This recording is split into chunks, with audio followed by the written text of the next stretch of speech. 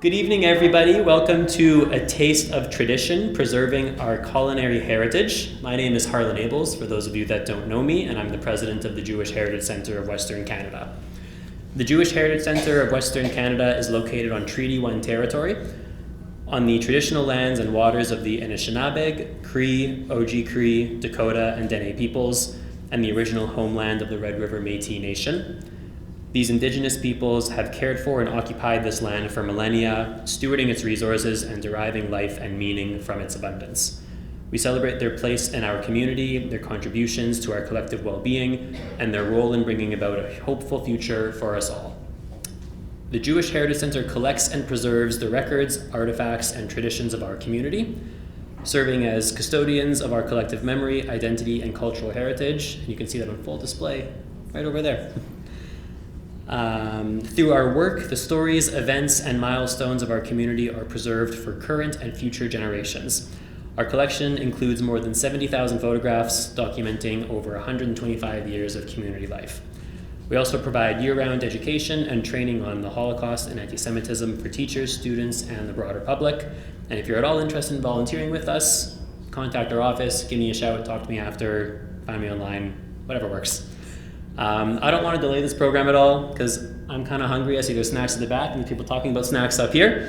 Thank you, Celia, Mariam, and Robyn for leading tonight's program. And let's get this show on the road. I don't know if I'm handing it right off to you guys or if anyone else. Dan first, and then we'll get the show on the road.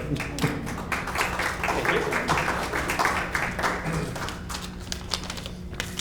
Hi, I'm Dan Stone. I'm the chair of the Programs and Exhibits Committee.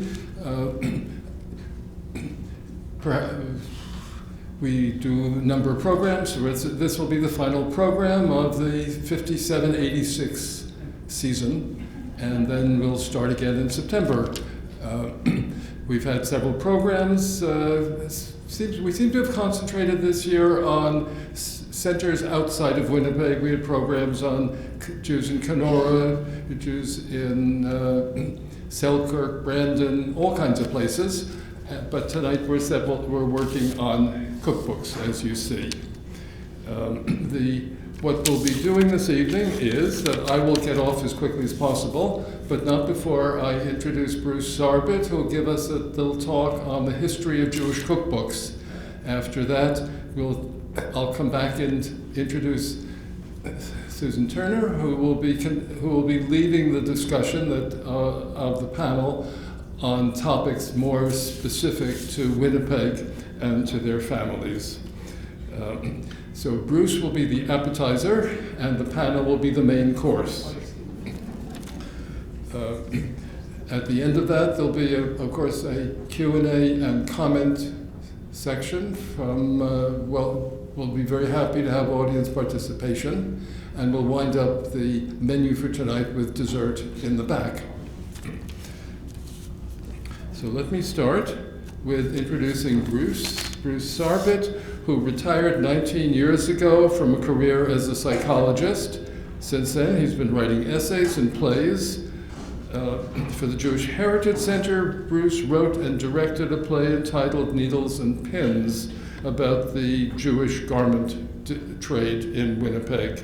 He also scripted and directed a celebration of Adele Wiseman, the great author, and synagogue music of Winnipeg. Bruce's paper on the 1947 Winnipeg Hadassah cookbook, which you can take a look at on the table over there, was published in Manitoba History, the journal of the Manitoba Historical Society. So, Bruce?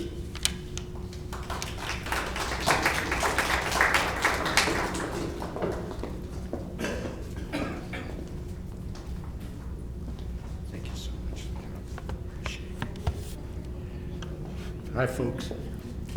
Can you hear me okay if I'm back here? Yeah, good. All right. The history of cookbooks. And you'll notice the spelling. So now it's Winnipeg.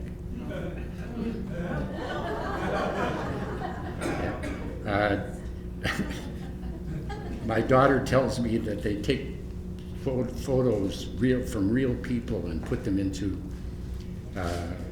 things like this, which I got from ChatGPT. For those of you Luddites out there wanting to protect the creativity of our youth and our world, I'm guilty. All right. When we got together, the family, Celia's cousins, played a Jewish food memory and matching game. But we added a little twist. If we made a match, say 2 cards with matzah balls, we had to tell a story about them. The stories inevitably were about mothers and babas and recipes and cookbooks. And so what this, my little talk, in essence, is about. So, there I go. As much as, maybe more than other cultural influences, movies, books, TV, cookbooks help to define and redefine Jewish identity. They're pivotal in enabling Canadian Jews to retain traditions and heritage, even as we adapt to new cultures and changing times. I'm speaking tonight because years ago we were gifted Winnipeg Hadassah's 1947 cookbook, post-Holocaust, pre-Israel. A fascinating read. 20 pages brought greetings from Hadassah executives and statements in support of a Jewish homeland from the likes of Winston Churchill. 15 pages were recipes, while the rest, a whopping 165, were ads, raising money to support the organization's projects and the State of Israel. I published an essay on the cookbook, and as Dan said, you can see it over there. Cookbooks have long been used to honor and store the experiences, memories, and stories that brought people together over food. They're also legacy, a way to pass on what's been learned, a way to remember and to be remembered, to cherish and be cherished. And they're a heck of a lot more efficient than the card file boxes used to collect the recipes. You can see Celia's boxes over there. Jewish cookbooks have evolved as A, Jewish communities spread globally, carrying with them regional dishes and diverse cultures. B, as cookbooks began to emphasize the importance of food in Jewish rituals. C, as recipes were modified to fit contemporary dietary preferences, such as vegetarianism. D, as food companies featured recipes promoting their products. And E, as Winnipeg Jews well know, organizations used them for fundraising efforts.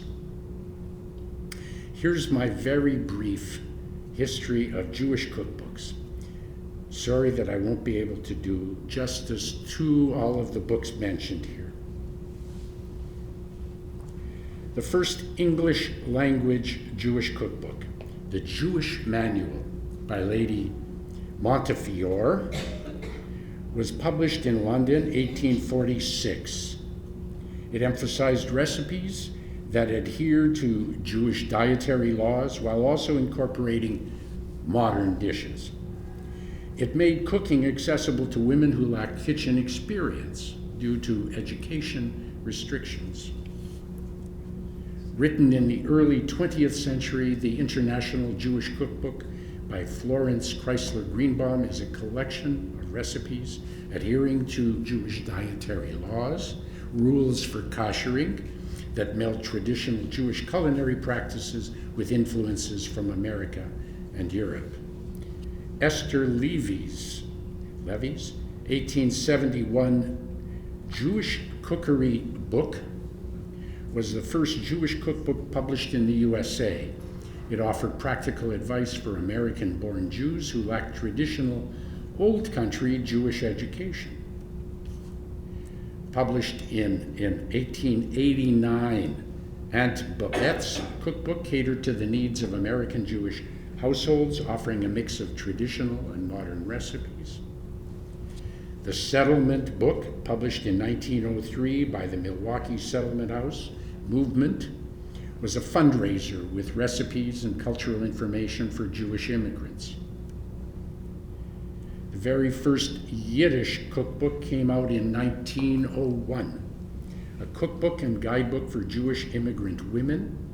It offered maternal guidance, financial advice for managing the family budget, and options for putting American twists on traditional meals, like chicken soup with macaroni, or Laurel, with Velveeta cheese or something like that, yeah. The author emphasized how women can use her 148 recipes for only 15 cents. A friend gave Bracha Weingrod. Do any of you recognize her? Okay. Well, my niece is married to her grandson in Israel. There you go.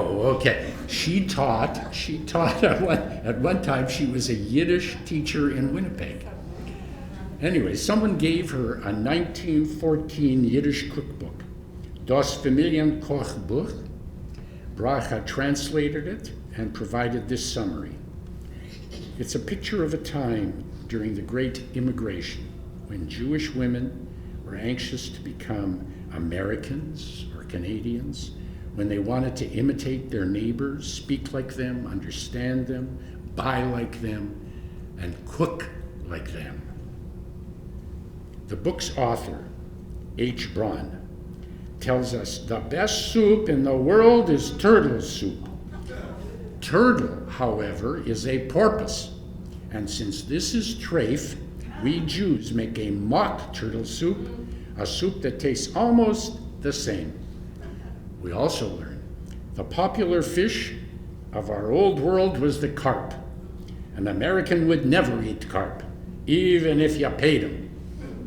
We're warned, people who don't know how to cook for a sick one can very easily make them even sicker. H. Braun instructs, seasoned balabustas are able to tell if the challah dough is ready by sticking a hand in up to the knuckles and pulling it out. If the dough springs back, it's ready to be put aside to rise. Winnipeg has justifiably, perhaps justifiably, been called the Jewish cookbook capital of Canada. I've heard this from Torontonians, Edmontonians. It had through 2006, according to Northern Nashas, produced more than any other province and city by far. So many. I've chosen a few to highlight.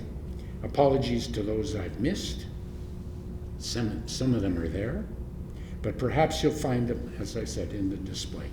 Or like Gail Fix, who just arrived late, maybe you'll want to donate them to the Jewish Heritage Center. Thank you, Gil.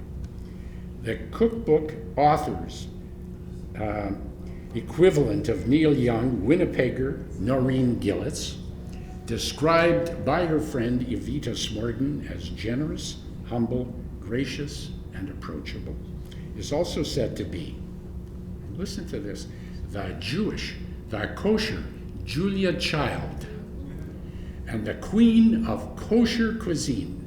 She's famous for the pleasures of your food processor, the microwave Bible, Noreen's Healthy Kitchen, but particularly for the one on the top right, the Second Helpings. Its aim, quote, what the young Jewish woman of today needs is a cookbook, but not just an ordinary cookbook. She needs a cookbook suited for the young housewife who likes to cook and has little time. Homemade Heritage, an early 1980s multicultural cookbook, was compiled by the Westman Multicultural Council out of Brandon and around surrounding communities where we lived. The Jewish section of the cookbook, between the Italian, Stan will note, and the Laotian sections, has this preface: culinary Judaism would be the catalyst to bind together all Jews in an indestructible brotherhood. Sisterhood. Okay. There's the Ramah chapters cookbook, Ort. Everybody's got one of these. Our recipe treasures. Yeah? And there's the Pioneer Women of Winnipeg's Recipes by Lehava. Its president, Pearl Terhawk, wrote, "We dedicate this book to the homemaker. Throughout the age, you have created within the walls of your home a world of warmth and hospitality. Cherished recipes handed down from generation to generation are part of this world." The Herzliya Adash Yeshurun Synagogue Sisterhood's The Cook's Book, a compilation of the delights of the many mouth-watering delicacies available from the kitchen.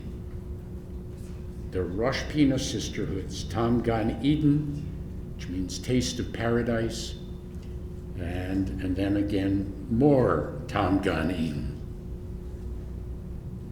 There's Cooking with Class, recipes by the families of the Ramah Hebrew School, and the Super Recipe Cookbook produced by the Talmud Torah and Parrott School jointly, headed by Judy Doktorov. The Temple Sholom's, notice the change in name, 1979 cookbook, Eat, the 11th Commandment. Yeah. That's not the cover of their book. That's my AI thing. But look at just check this out. Winnipeg North End Congregation, circa 1930. I think they made a rabbi or a rebbitzin out of her. Recipes from our mothers. At the bottom, good food, good souls, stronger together, and that's tradition. All right, then there's Jess Chapman's Eat Something, Memories and Recipes from Winnipeg's Jewish Community. Quote, designed to keep the traditions of the Jewish dinner table alive in Winnipeg for years to come. Another family cookbook collection is the Weedman Family Cookbook, and there's a copy of that over there as well. And there are the cookbooks by tonight's panelists, the Doreen Brownstone Cookbook, Robyn's Best, and Celia's collection, recipe collection. Not surprisingly, the world of Winnipeg Jewish cookbooks is being transformed by the internet. Pam Weiss's blog, Pam's Kitchen, a blog from the author of Soup, a kosher collection, Passover, a kosher collection, and Pam's Cookie Collection. And there's Harriet Zaidman's North End Nosh, a selection of tested and tasty recipes. The recipes in the cookbooks that define Winnipeg's Jewish culinary identity, that have made it the Jewish cookbook capital, are a bridge between generations, symbols of resilience and togetherness, connecting Jewish cooks to the city's long and prolific cookbook roots. Thank you for listening.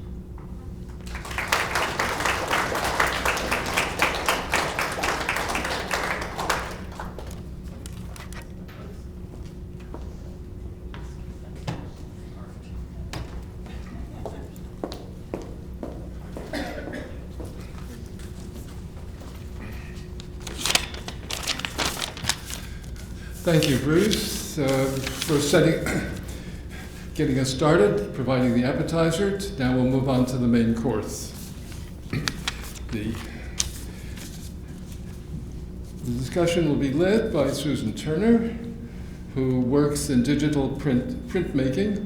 She's exhibited solo and group exhibitions nationally and internationally, and has received support for her work for the Arts Council of Winnipeg, the Art Council of Manitoba, as well as the Canada Council for the Arts.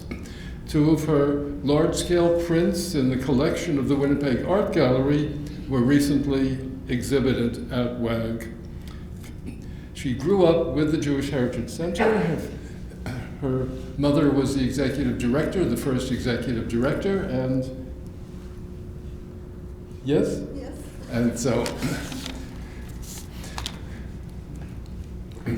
she's been involved with it in various ways throughout the years, and now she curated, co-curated, and designed major exhibitions, including The Jewish Wedding, Justice, Samuel Friedman, the garment industry, and Synagogues of Manitoba, and many more.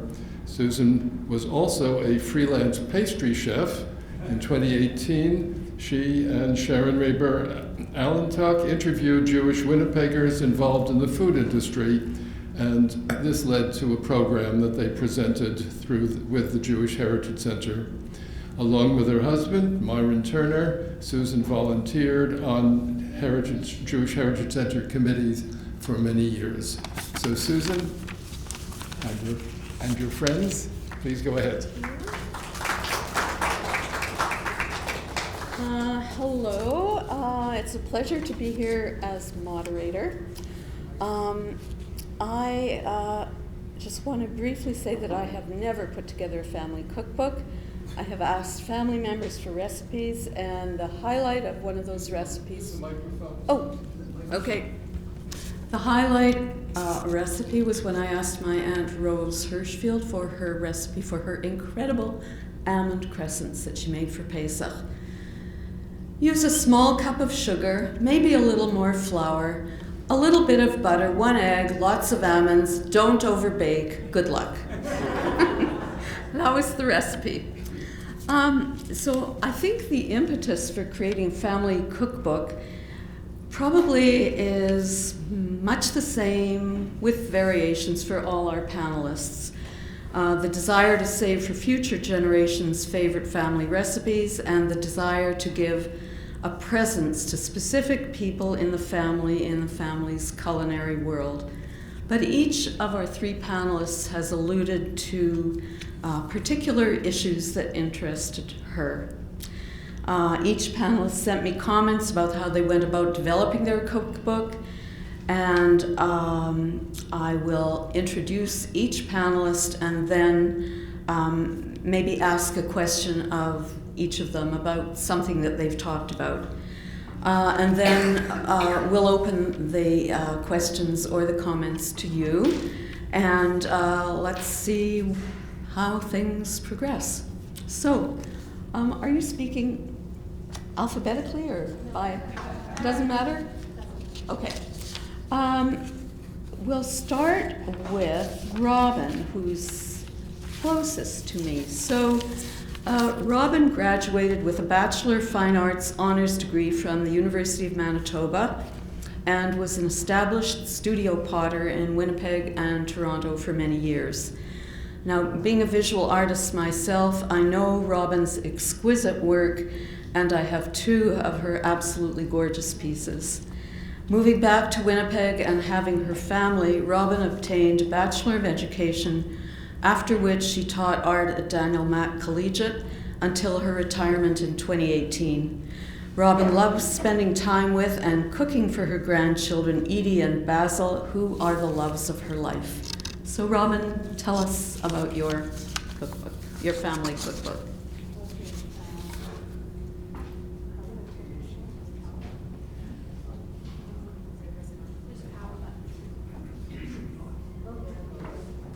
Okay, is it on? Yeah. Hello everyone, and thank you for coming to this event. So I started my cookbook because my mother, Shirley Rypp, who was a wonderful cook and baker and Baba, the last few years of her life, she developed dementia, and I wanted to preserve some of her many favorite recipes. Talk into it. Okay, many favorite recipes for my daughters, just as Susan said. So I decided to actually publish a cookbook, and the book was published in July of 2015, and just 6 months before that my mother passed, it was published 6 months before my mother passed away in December that year. So she saw the cookbook and she was so proud of it. She actually kept it in her purse and took it everywhere with her for those last few months of her life. So that was pretty great. So I have a lot more things to say, but I guess it's going to be, you're going to have directed questions. If you could just talk a little bit about things, and then Sure. I'll try and pick out questions. Okay, sure. Okay. Probably 1 or 2 questions. for Okay, each. so maybe I'll just carry on with what I prepared. So I started looking for some sort of a passage to introduce my cookbook. And, you know, I found it in this book called Back Creek, and it was written by Leslie Groach. And I have not read the book, I have to say. I did a Google search back in 2015, and this passage came up, and I thought, okay, it's pretty good.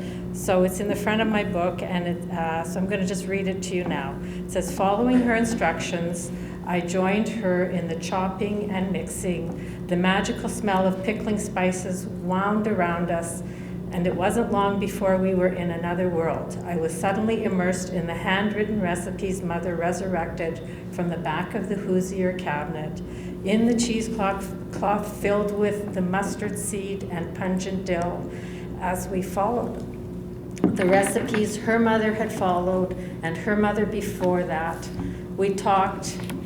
As afternoon wore on, I was listening to preserve the stories in my mind. So that passage sort of said it all to me. So I was sitting, and at this time I was choosing recipes for my cookbook. So I was looking through my past to gather my favorite recipes.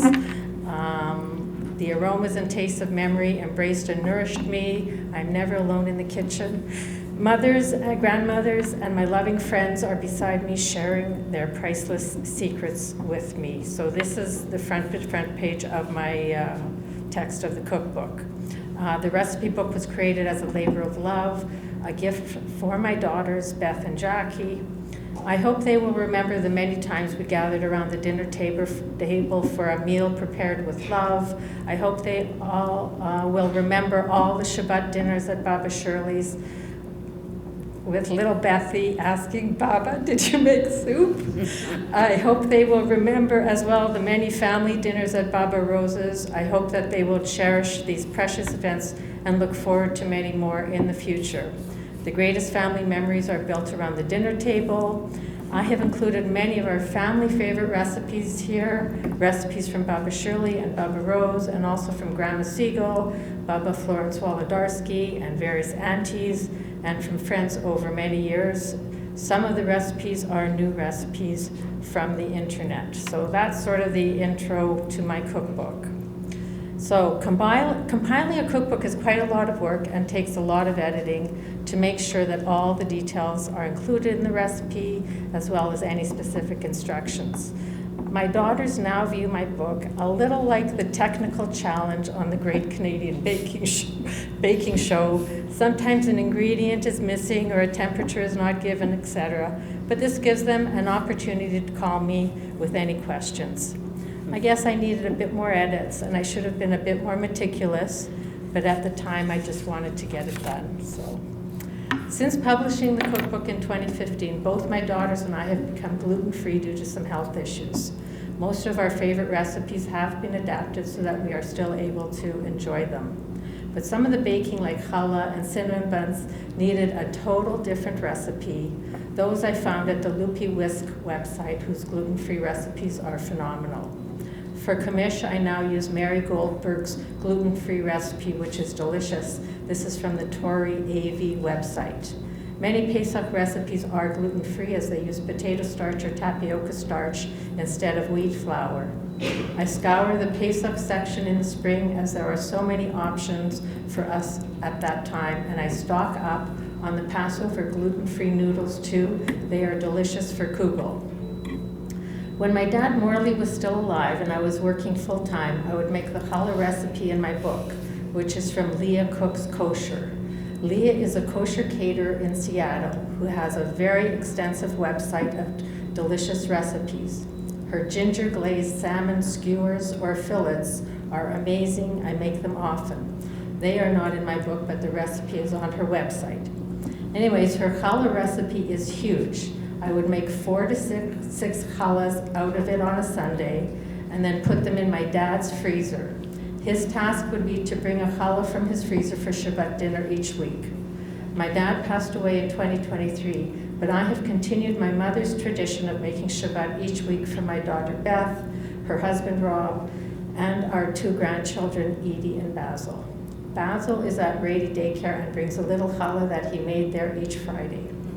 My other daughter Jackie lives in Toronto but sometimes joins by Zoom. Now that I'm retired, I am able to make both wheat challah and gluten-free challah each Friday. Many of the recipes in the book are quick and easy when you need to get dinner on the table and you want something tasty and nutritious. There are a couple of Jamie Oliver recipes that fill that bill: fish steamed over couscous and fish baked with ginger, cilantro, chili, and coconut milk. I use pickerel fillets that I buy in Gimli during the summer. I try to get about 20 pounds that last me until the next summer. Both those recipes are on Jamie Oliver's website. A few other recipes in my book that are quick and easy and delicious are the apricot chicken recipe from Noreen Gillets, utilizing Italian dressing, apricot jam, and onion soup mix. And another Noreen favorite is the spicy beef stew using a can of peaches. There are also a couple of recipes that I acquired over the years and can't remember where. Javanese chicken and Javanese spicy beef. For both recipes, you simply put everything in a casserole and bake. Marbella chicken from the Silver Palette Cookbook is also an easy crowd pleaser that can be made ahead. I have made many a shmoo tort in my time. For my daughter's Beth's wedding, I made 2 shmoos on my husband Arnie's recommendation, both gluten-free, and of course, both went. I used the recipe from the cookbook, subbing gluten-free flour for the AP flour in the recipe. They were delicious. However, this past Pesach, I decided to try Pam Reese's Kosher LePesach shmoo recipe, which calls for potato starch.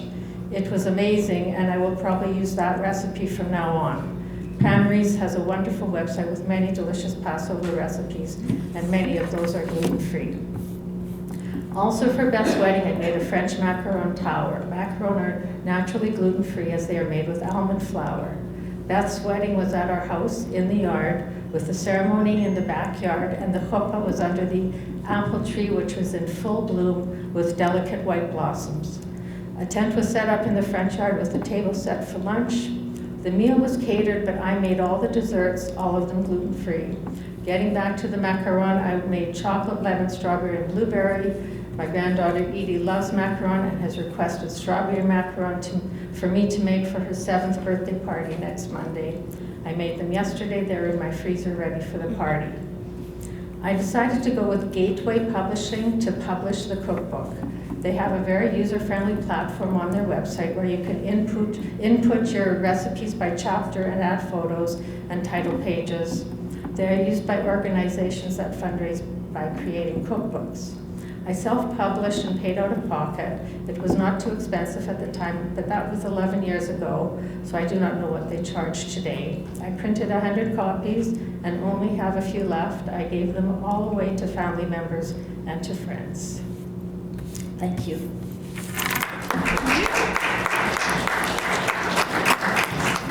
Thank you so much.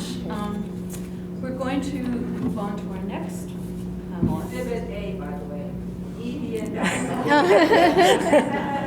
hi. Hi. We've been hearing about you. Hi, Patsy. I think we'll move on to Celia Sarbit.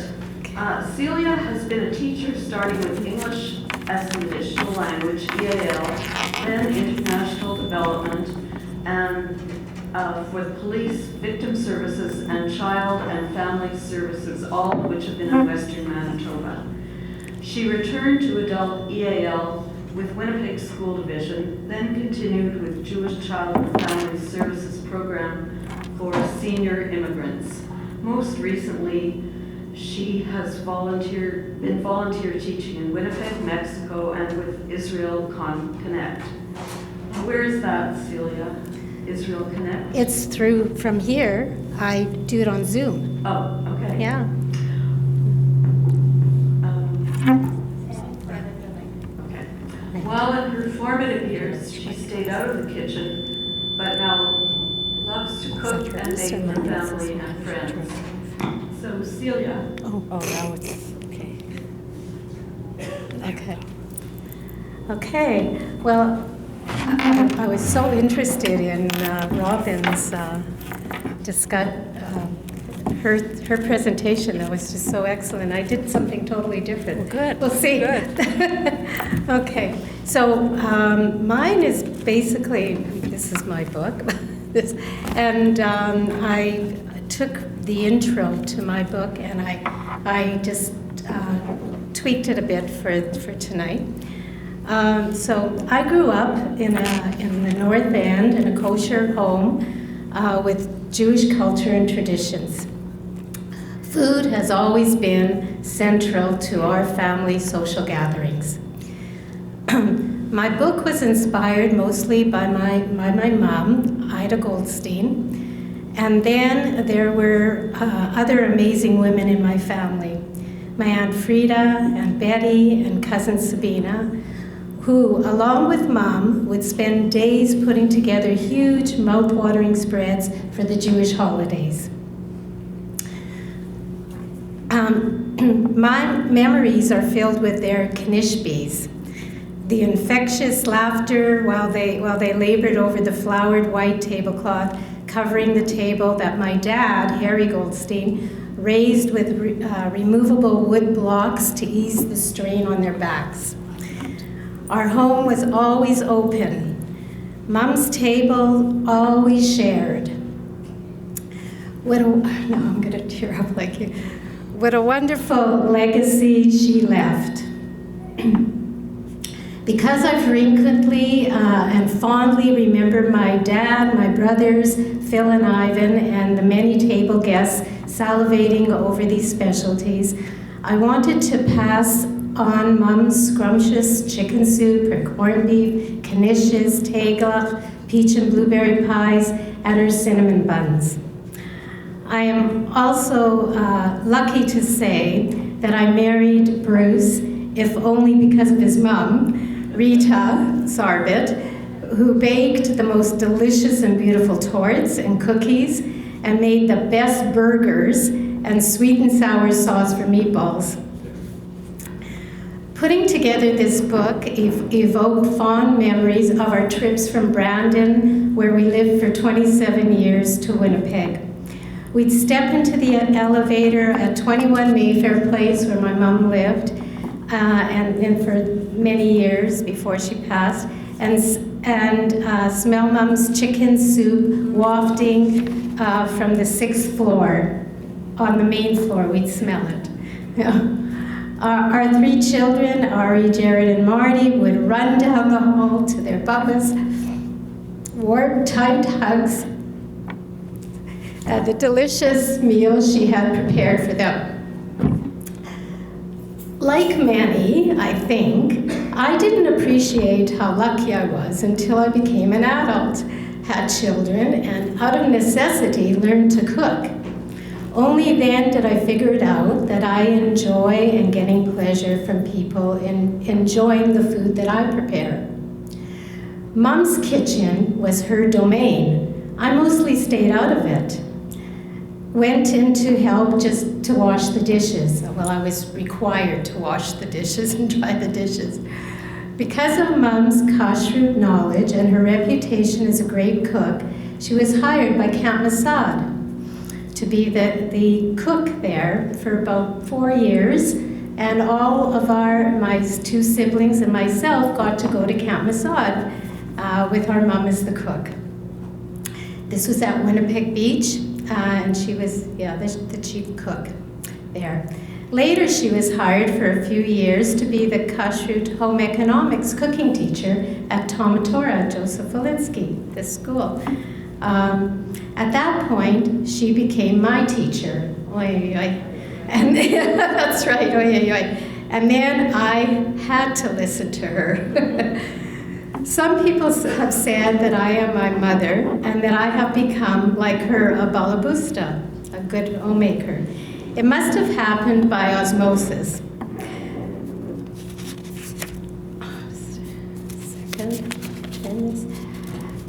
In 2016, I showed Marty, our daughter, who's right there, a friend's cookbook, Robyn's cookbook. She suggested that I could do something similar. The fact that she asked motivated me to go for it. Well, I had saved file cards, and you can see a couple of messy boxes there, for many years, and some specific recipe books over the years. I had also inputted most of my favorite recipes in files on the computer. So I figured it shouldn't be too hard to compile the best recipes into a book. Well, it took me 1.5 years to do that. It was a lot of work, and Robyn knows how much work this takes. Yeah. I thought that I would compile recipes, not only the ones that I had from my mom, from aunts and cousins, that I would ask my friends and my cousins for their favorite recipes that their mom would make or that they had, because I thought, well, what a nice thing to compile and put into a book for them, because that's who I was going to make it for, and for my kids. That would be my reason for compiling all the recipes that I did. The proliferation of multicultural ethnic influences on my recipe collection immediately became obvious. Our personal connections had grown to include Lithuanian, Russian, Ukrainian, Israeli, my brother lives in Israel, German, French, Canadian, Chaldean, Iraqi, our daughter-in-law in Calgary is Iraqi, Polish and Scottish backgrounds. The recipes are also influenced by our winter getaways, especially to Mexico, by our wonderful family and friends at home and around the world, and by my love of Googling for new recipes to try out all the time. I love entertaining and cooking, so this collection was a labor of love. It is a dedication to in the memory of my parents, my in-laws, my aunts who all passed away, and uncles have passed away, my brother, one of my brothers who passed away, and a cousin who passed away. That was my dedication to them. While I put this together, I was missing them so much, and I still do, of course.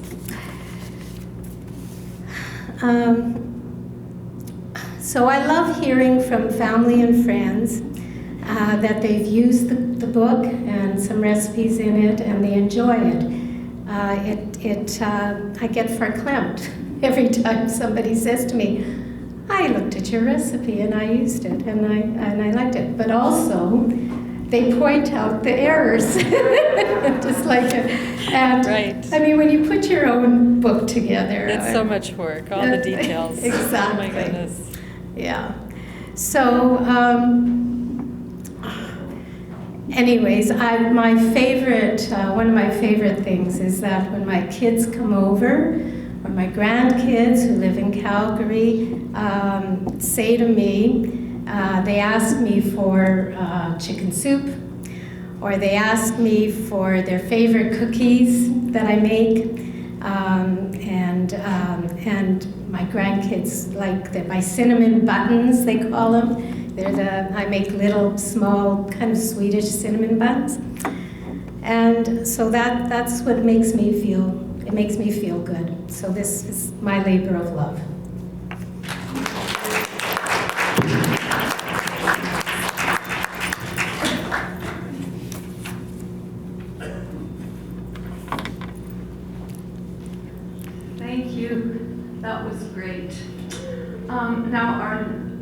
Third panelist is Mariam Bernstein. Mariam has been working as an actor, director, and text coach for 40 years.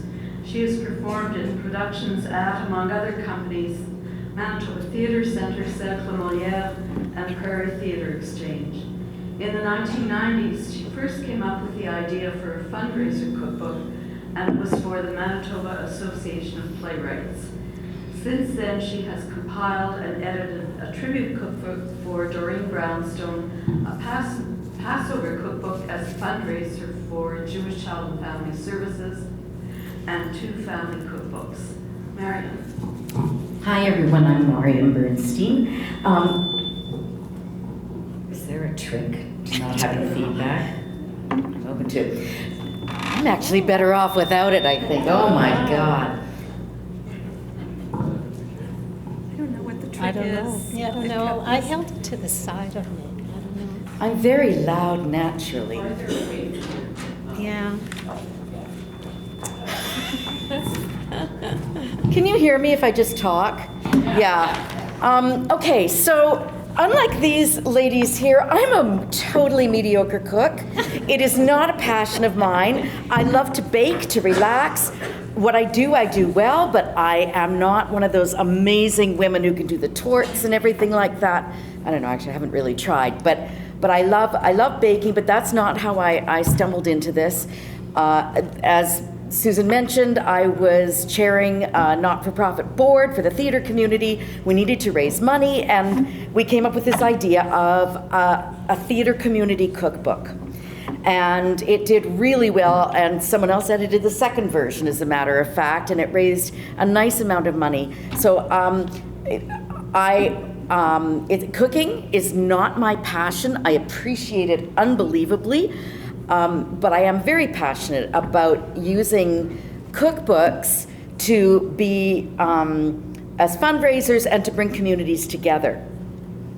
So, like these women, I was motivated because we were already losing some family recipes. My wonderful great aunt Fanny Churchill was apparently everyone from the North End swarmed to her house for her donuts and chocolate cake, and the recipes disappeared. Her grandchildren, her daughter, I don't know where they went, but they disappeared.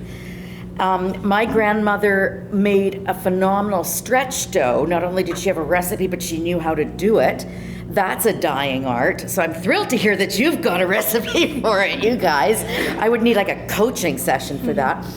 But it's gone. And my cousin and I discussed it, and she was all for collecting the recipes that we use every year, the annual ones that show up at all of our family dinners. You have no control over who will or won't use them, but it's there for them. They will not be lost, at least for 1 or 2 generations. And they're just such an important link to our history, too. And I'm talking now about the classic ones that my mother called them peasant food, which she said with enormous love. It was her favorite food. So kasha, right? Varenikas, all of those. My kids adore Lakshan Mitkay's. What's not to love? It's noodles and cottage cheese. But it's all of these things that are staples, but that we may lose track of over the years. And they are part of how our people lived and survived. So I'm really happy to do all that. And it takes, I don't have grandchildren, I wish I did. But we are now at a point in our family where the ones in their 30s have moved away, and they are now saying, where is that recipe for Gayas Haroset? And where is that? And they're starting to want to incorporate them into their dinners elsewhere, and that is fantastic. The only reason there are 2 editions of the family cookbook is that I don't know if I just slept through the first cookbook, but I was doing it, but there were some egregious omissions. I looked at it afterwards and I went, what was I thinking? So that is why I particularly honored the cover of the second cookbook with a cheesecake, my aunt's cheesecake. There are certain recipes that if they are not at family dinners, the family members do get a bit rebellious and disgruntled, and this is one of them. I'm allowed to change the topping, but the cheesecake has to be there. So I really love these, and they're, as you can see, I sort of moved up in the world from cardstock cover, and look, this shows you how much of a cook I am. Look at the thickness of this, and look at Celia's. But I just had to get the essentials down there, and I included some non-traditional ones so that everyone in the family, all the branches, could be included, right? It had to be inclusive. There's I'm a terribly messy one too. This is I brought these in just because I don't really have anything more to say about the generalizations of why I did this, but I do have some comments to make about personalizing your book. I've got a whole sheet of tips and advice for how to put one together, which we can talk about later or not, but I did just want to use my time to talk to you about how to personalize a book and to get you starting to think about it, because these are the only things I've thought of, right? These are only things I've come up with, and I'm sure there are a million other things you can do, but to me, that really elevates the cookbook by having extra things that inform the family and celebrate. So, you know, photos of the finished dishes. They're great. They're helpful for people.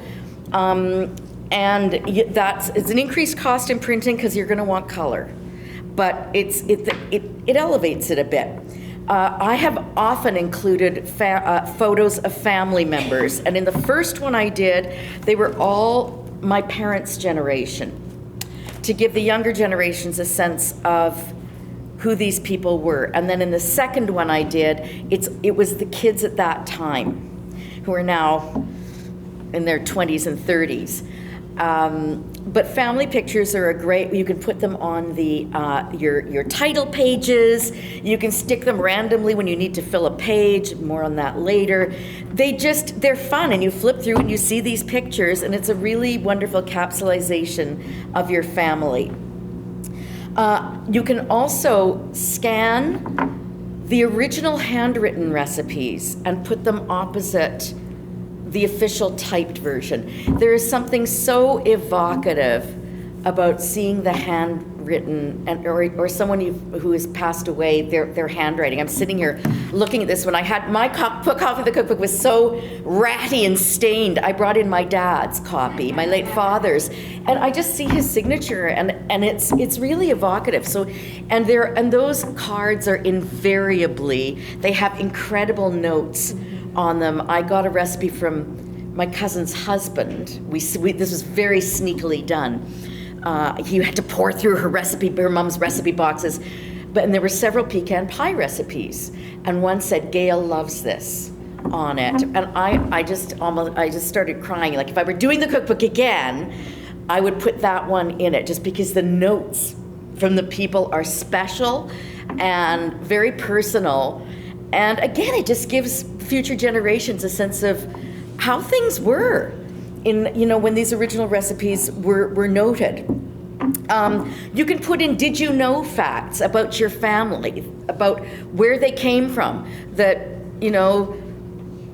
so-and-so's family originally came from Eastern Poland, just 35 kilometers from Lodz or whatever, and they came over in such and such and such and such. These things get lost, and you can just throw in did you know facts about your the kid's family history.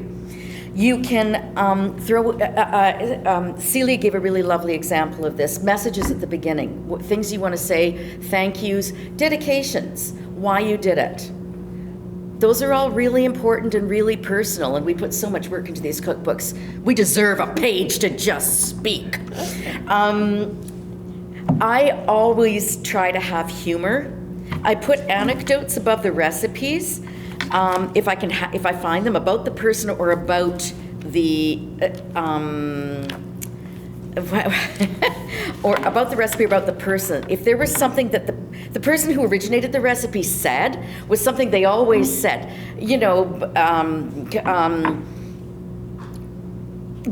you know, Baba said you should put in a half an eggshell of oil. We have estimated that in the recipe to be 2 tablespoons, but know that you can also do a half an eggshell. They give it flavor. They give the book character, and they also give a little indication of who that person was and how they thought. This is a recipe. Did any of you bring in? By the way, did any of you bring in recipes? We're collecting them. We'll have to find a way to collect those at the end. Oh, we have a receptacle. Excellent. Or you could give them to one of us. My aunt made this thing called carrot pudding. Have any of you ever heard of carrot pudding? So it's not a pudding, for those of you. It's a fantastic thing because it should be a dessert, technically, but it's not. It's a side dish, but yes, you could serve it as a dessert. And I actually put that in. I said, Babs's carrot pudding. I know what you're thinking, but yes, this recipe is in the right section. This is Babs's classic main course side dish, you know, and then you put in but you just try and put in some humor, put in a little bit of yourself into it, just to give it even more personality. I added into my recipe for brisket, save the brisket ends for Uncle Sam. He really loves them. Uncle Sam died before any of the people using this were alive. I think he might have even died before I was born. But you know what I mean? That came down. So it's just something, and it's a conversation, a point of conversation to begin dialogue about the family. So that was just all I wanted to say. Those are some starter things for you to think about for just adding your personal touches to the family cookbooks in addition to customizing the recipes. Thank you.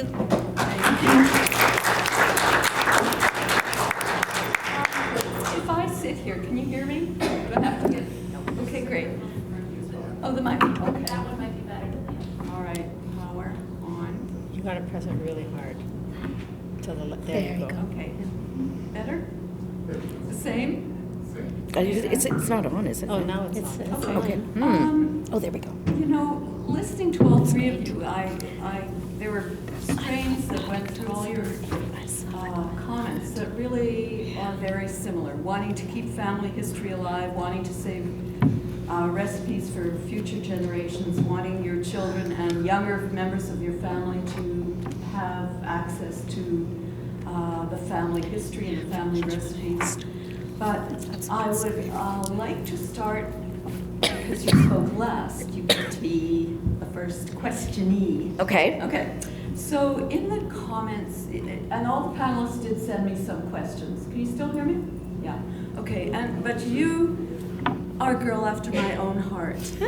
I was a typographer. I really liked the fact that you talked about editing, consistency, selection, presentation.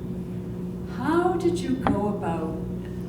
I learned on the fly. Okay, my next question is, if people sent you 4 recipes for brownies, I mean, some of them may have been terrible, some of them were wonderful. How did you do? Where were your tasters? Well, I was very lucky in that there were only differences because my family wasn't that extensive.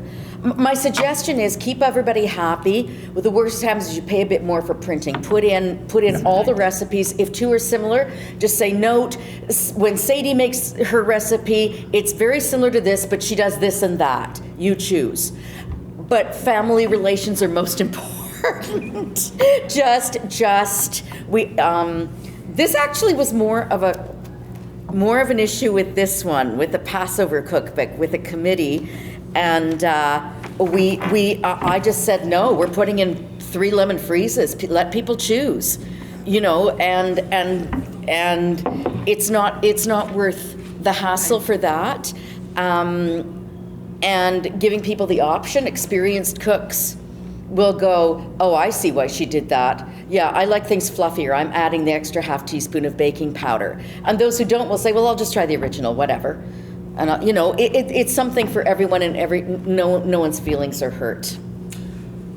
Okay, I haven't seen any of these cookbooks. I have the one with the orange matzah on it. Mm-hmm. And did you ask for consistent style in the presentation of the recipes? We received the recipes and we made them consistent. This is one of the first things I wanted to talk about. You have to set for yourself a format you can live with that is very user-friendly. Think about a 17-year-old who isn't very experienced using this, and think about someone whose eyesight may be going in their 80s but wants to use it. So you're going to want, I made a list, you're going to decide your sections. In other words, the title, a little fun anecdote, ingredients, how many columns, instructions, notes, example, how do you know when the dough is ready, it won't look done, but it is, that kind of thing. All those things that just help people freeze as well at this point. And then a recipe from. And you give the credit to the recipe at the bottom. But whatever you decide is a format, you stick with that so there is consistency. Consistency with the font you choose.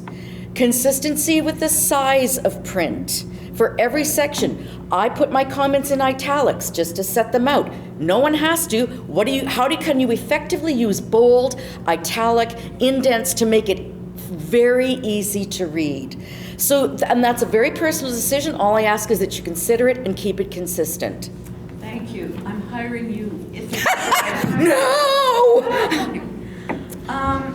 Celia, both you and Robyn were close to tears, and you too, Mariam, I think, at a certain point. So, putting these books together for both of you, Celia, I'm directing the question to you, was emotional. And there was a big focus on your family. And important that, and you got a lot of joy when people said, oh, I used your recipe for whatever. Can you talk just a little bit about that? That was very endearing. Oh, thank you. Well, yeah, should I use it? Okay. Okay. Yeah, you know, for me, the joy is people coming together over food, because I've always thought that that's a way of community. A community thing is coming together over food. And if I could provide a place and food for a group coming together, it brings me a lot of joy. And also it brings me, well, I get verklempt, right? I just enjoy if people are having a good time eating something that I prepared. And even if I've spent all day and making mistakes or correcting it or whatever, and you know, I just really enjoy doing that. It's just very, so, and family, it always reminds me of, especially my mom and a couple of my aunts who they felt the same. So I think it came down to me from them. Yeah, I just feel that from them I got that. So it makes me feel good. Thank you. Robyn, the question I'd like to ask you, to go back to the old being an artist thing. Okay. When you were talking, I thought, wow, here's Robyn doing research on temperatures and structure and form, and I thought, she must have done that with color glazes and temperatures and yes, you know, building and that kind of stuff. Sure. So could you talk a little bit about your interest in the form of the food? Okay. I'll try. Yeah. Well, I was a potter in my previous life, and I made. Talk louder. Yeah. Okay. Okay. I was a potter in my previous life, and my life sort of revolved around. He's just saying, hold it closer. Closer. Okay. There you go. Revolved around clay. Clay is like a child in that it needs your attention. When it needs your attention, it needs it. You have to be on call for that clay just like a child. So, but yeah, clay has recipes for clays, recipes for glazes, recipes for different firing temperatures. And so I'm not being creative out of clay anymore, but I'm being creative out of food these days. So it's a very similar thing for me. So the form of the food is very important. Thank you. Okay. Yeah, my last question before I open the questions and comments up to all of you is, what do you do when somebody said, why did you put that horrible recipe in your cookbook next to mine, which is wonderful? Oh, or maybe you never get those questions. I've never gotten that. Good, that's good. I would smile brightly and say, when you make your cookbook, you can put them wherever you want. That's what the other person said to me about yours. Good. Good one.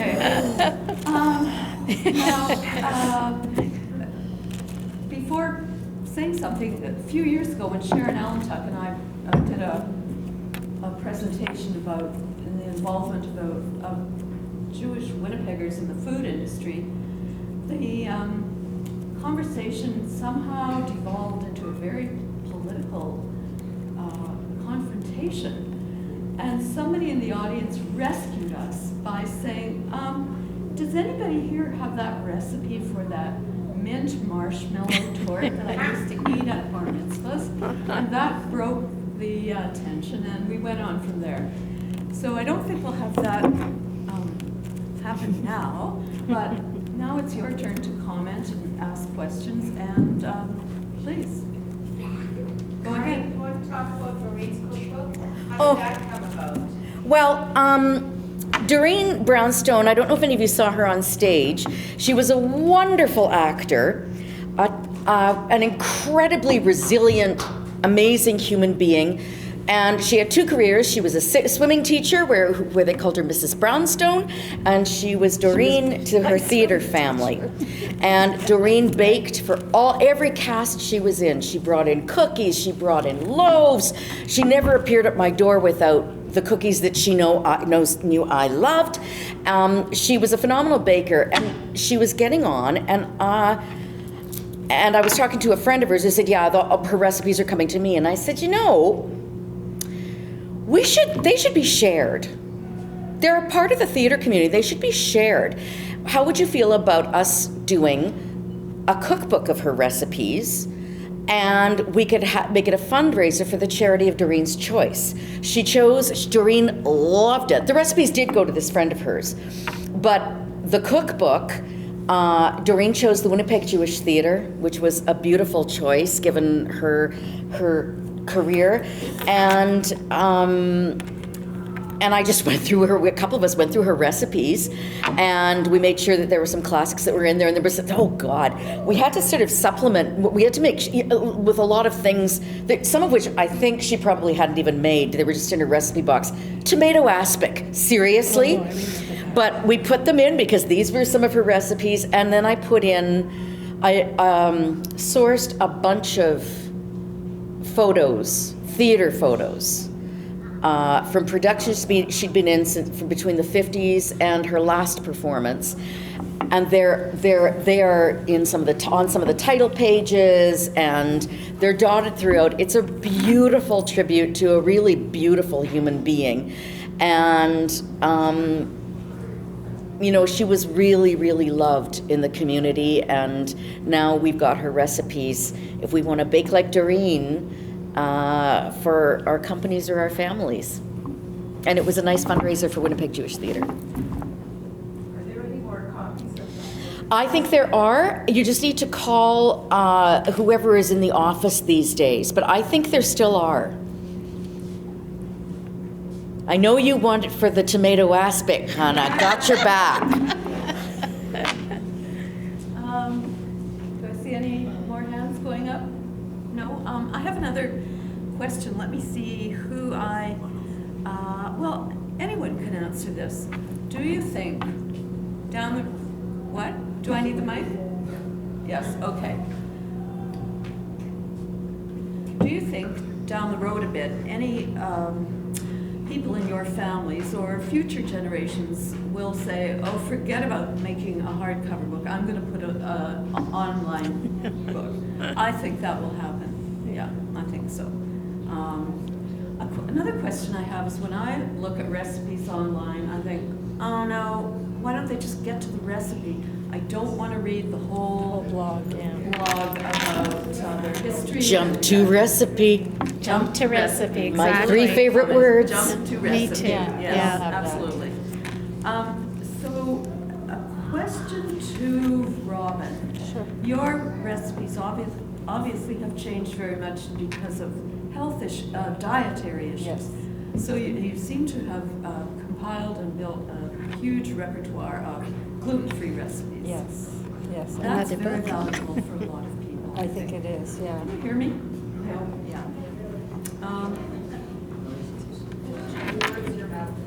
This way? Yeah. Okay, thank you. Do you have favorite gluten-free flours, or do you use? I do, yeah.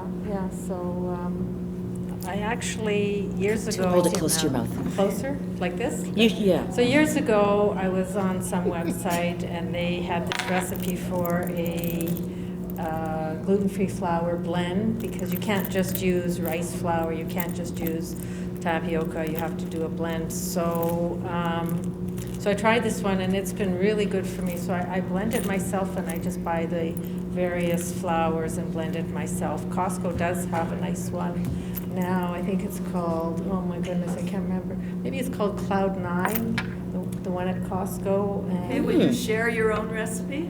yeah, it's quite easy. Oh, no, we can't remember. Write it down. Well, sure.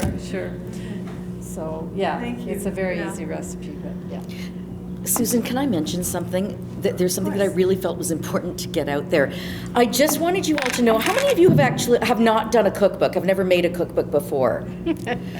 Okay, I have to tell you, and you guys may agree or not, but in my experience, the hardest part is the proofreading. Yeah. Get a team of smart, really, what is it called? Persnickety people, detail-oriented people, and do a team, do it in chunks, and I say do it twice. It's really important, and who was saying that there were still a few mistakes? Oh, both of us. And mine. Oh, yeah. No matter how many times, there will Right, still be tiny mistakes, but you will it's- catch most of them. But please allow time for that and get a team so that you can pair off on different days and do different chunks of it, because it's extremely important and tedious and just important. So I just wanted to share that with you. Okay. Thank you, Susan. No, great.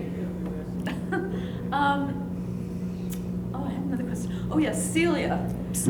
You talked a lot about the influence and contribution of different cultural groups to your recipes. Were these all Family and Jewish friends? not all. or- No. My family is made up of. Sorry. Our family is made up of multicultural, multi-ethnic now, the family of ours, and so I looked to them to help provide recipe that from theirs, because I wanted to respect and honor their inputs, and we've been at dinners with various. Well, our daughter-in-law is from one of our daughter-in-laws is from originally her parents from Iraq. So the Middle Eastern foods are very similar, but yet she has some very interesting contributions, recipes that from her heritage that we love, and so my family's all mixed. So That's fantastic. yeah. So here we go. Any other questions? No? I'll just have one more comment.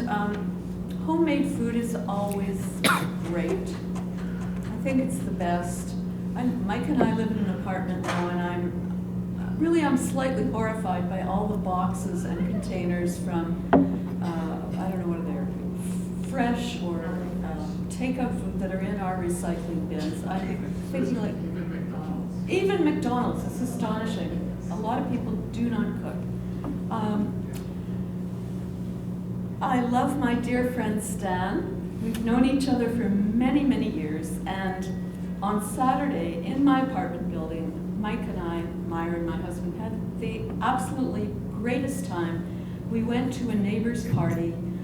He's Italian, Carmine La Rosa, famous Winnipeg musician. At this party, there was tables of homemade focaccia, Greek salad with the best dressing I've ever had, and Yummy. roasted potatoes and homemade, not kosher, sausage. It was like heavenly food. And oodles of homemade red wine by guys who've been making wine for centuries. It was amazing. So, you know, you can't get this stuff apart from the homemade food. And, you know, we all love homemade food, and let's continue to make it and eat it and celebrate it. Thank you.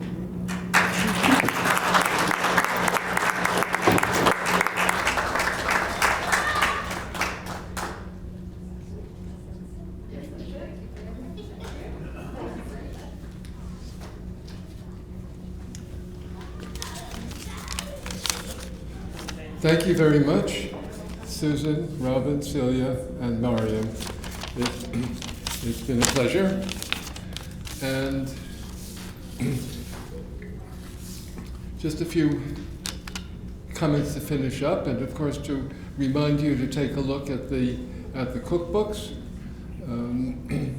And we're collecting recipes. Some of you brought some. If you have something that you'd like to contribute, who knows, maybe it will be the Jewish Heritage Cookbook online. I think we'll probably call it Jump to the Recipe. I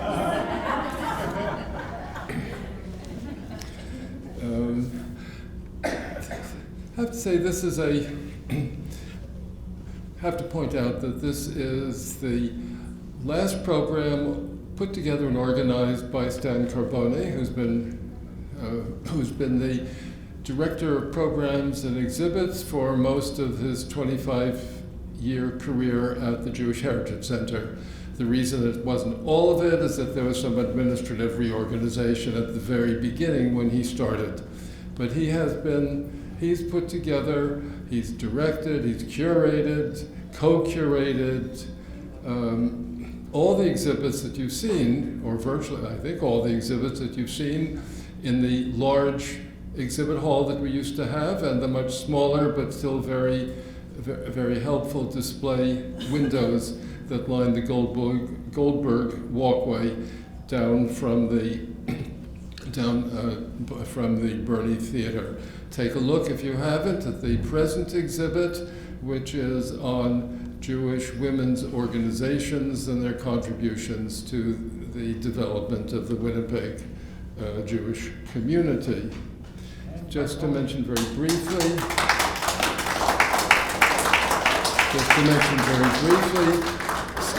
Stan was born in Italy. His family came to Winnipeg when he was very, very young. He has his degrees from the University of Winnipeg and the University of Manitoba. He published 2 books on the history of the Italian community in Winnipeg, and also won an award from the Manitoba Historical Society. As you know, has been involved in all of the programs and all of the exhibits that we've had for as long as any of us can remember. Mention also that at the same time he has been the Italian vice consul, and he's been people dealing with Italians who came here and dealing with pensions or passports or anything else official have consulted with Stan. So, 25 years is enough. He started at the Manitoba Museum. He had a career at the Manitoba Museum before he came to us. So we wish him a happy retirement, and we look forward to seeing him when he comes back. There's going to be a little reception, a come and go retirement party on June 16th at 11:30 to 1 p.m. in the Croft Boardroom downstairs. Now, this is also posted on the Jewish Heritage Center website. So if you write this down or forget to write this down or want to look at it afterward, check it afterwards, take a look at Jewish Heritage Center of Western Canada, jhcwc.org, under upcoming events. And you'll see a little poster for it, as you'll see a poster for tonight's activity. Now with that, thank you very much for coming. Thank you for sharing your happy experiences, and a very few that weren't quite so happy. And please have some dainties and something to drink in the back of the room. So thank you.